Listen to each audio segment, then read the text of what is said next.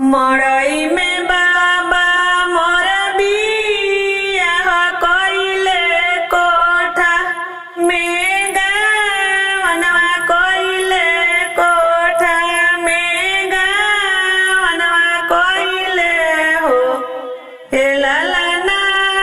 घुंघवा उठाई प्रभुजी देखिले धनिया बड़ी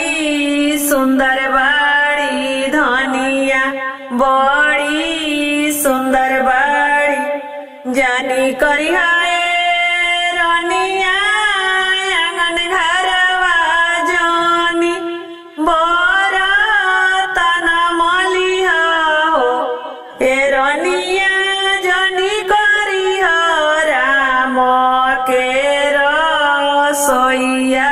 चुंदरिया तोहरो धूमिल होई है के करिहे प्रभुजी आंगन घरवा के बरतन मलिहे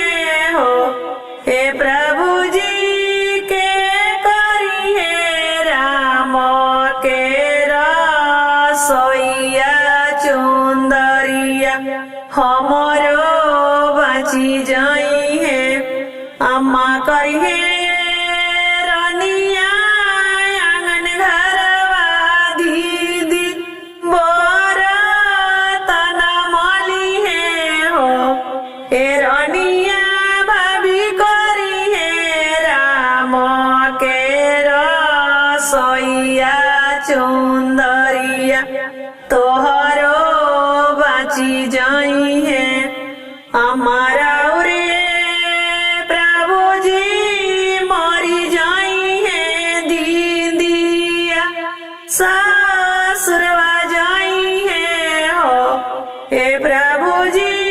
भाभी राउर करी है पटी दरिया चुंदरिया हमारो